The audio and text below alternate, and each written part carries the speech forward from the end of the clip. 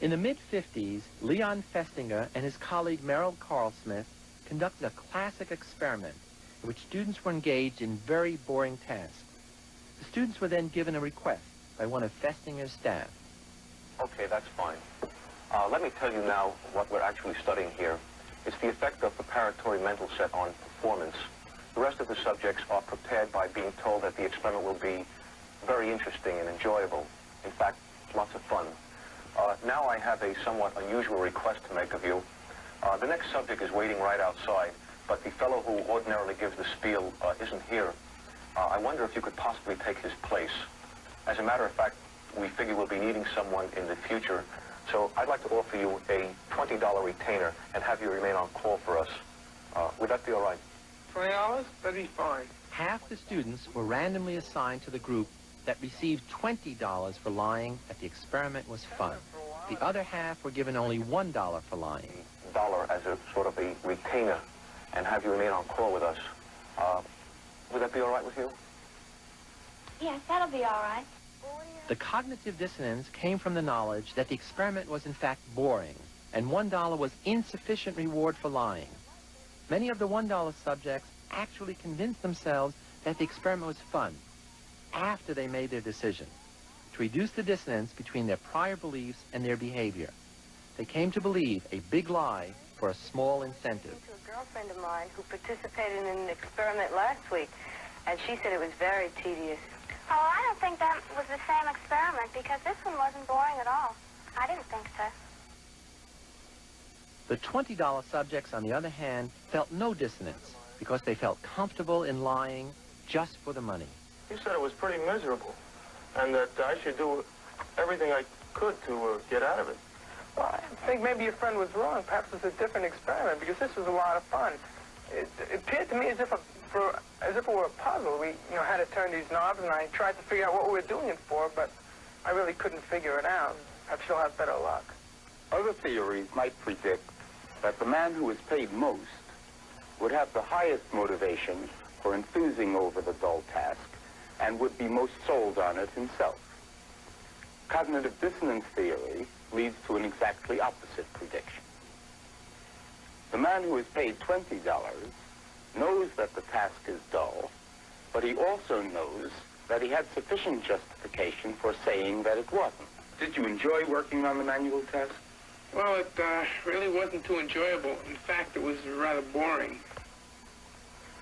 How about the man who is paid $1? He knows the task is dull, but he has two discrepant thoughts. He also knows that he did not have sufficient justification for saying that it wasn't. For him, there is dissonance. Time after time, we have seen what follows. He reduces the dissonance by changing his opinion about the dullness of the task. Did you enjoy working on the manual task? Yes, I enjoyed it. Would you like to participate in such an experiment again? Yes, I think I would like to. Anytime there is insufficient reward, there will be dissonance.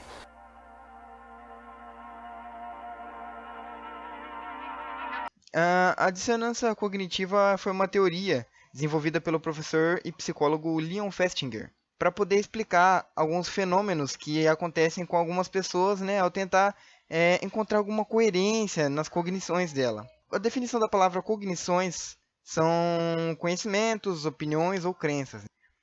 A dissonância acontece quando existe essa incoerência no comportamento ou atitude de algum indivíduo, porém ele realmente acredita que está certo. Isso acontece muitas vezes no nosso dia a dia. Tem uma cultura enraizada na nossa sociedade que impede as pessoas de assumirem que estão erradas. Eu não sei se vocês percebem isso, mas todo dia tem isso, cara. Tem sempre alguém que ela age sabe, de forma muito incoerente e mesmo assim acredita que está certa. Mas por que isso acontece? Acredito eu que um dos principais motivos, né, seria de vergonha mesmo da parte delas de assumir que está errado. As pessoas têm um ego muito grande. Você pode ver que numa roda de amigos, quando você assume que está errado, eles ficam dizendo: tá vendo, otário? Então eu acho que isso meio que fere um pouquinho o ego das pessoas e por isso elas acabam teimando tanto, entendeu? Mesmo estando erradas. Eu acredito que esse seja um dos principais motivos. Quando, né, quando ocorre uma dissonância, o indivíduo ele entra em conflito interno e aí ele tenta estabelecer algum sentido na situação que ele se encontra. Isso faz com que ele até mesmo, sei lá, substitua conceitos e crenças que ele mesmo acredita para fazer que exista algum sentido no seu comportamento ou na sua ação. E ao invés disso, né, o indivíduo ele deveria simplesmente absorver novos conceitos e informações, substituindo as antigas, né, e equivocadas pelas novas, para poder acrescentar a consonância, né, e não agir de forma dissonante. Para quem não conseguiu, mesmo assim, entender essa parte mais teórica, eu vou explicar alguns exemplos, né? Mas primeiro eu vou estabelecer alguns pontos aqui, né? Que é o que pode acontecer numa dissonância cognitiva. A pessoa chega ao ponto de negar evidências, contrariar a lógica básica, sabe, a lógica básica dela mesma ou da situação. Ela começa a apelar para argumentos, né, falaciosos, ela vai e começa a apelar para falácias, ela começa a acreditar em algo completamente ilógico ou fantasioso, ela começa a distorcer percepções, ela começa a ignorar afirmações científicas e, né, ela também pode meio que ter uma perda de contato com a realidade, em casos mais graves, como um surto psicótico, por exemplo. Mas, para quem não entendeu nada disso até agora, eu vou explicar de uma maneira citando exemplos. O exemplo de dissonância cognitiva mais famoso que nós temos, né, pelo menos que eu tenho conhecimento, é aquela clássica historinha da raposa e das uvas.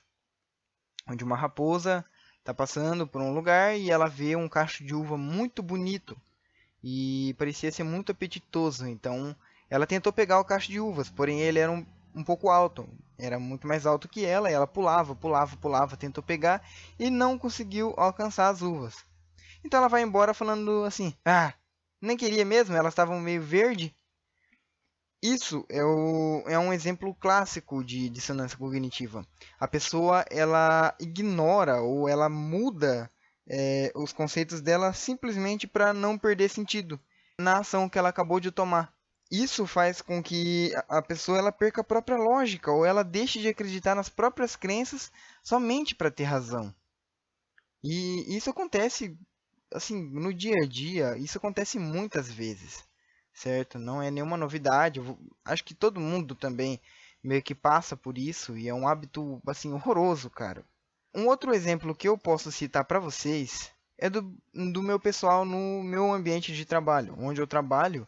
O pessoal lá, assim, tem um caso especial que ele é a personificação da dissonância cognitiva, onde se ele for contrariado, né, ou quando um problema do setor dele é apontado, ele sempre dá um jeito de ignorar os fatos e apontar a culpa em outra coisa de maneira completamente lógica. Ele coloca a culpa em uma coisa completamente nada a ver, sabe? Ele responde uma outra coisa e ainda assim ele tem certeza que ele está certo, sabe? Ele realmente acredita naquilo que ele está dizendo, que aquilo é uma boa justificativa para que todos os outros problemas aconteçam. Ou ele simplesmente ignora o problema do setor dele.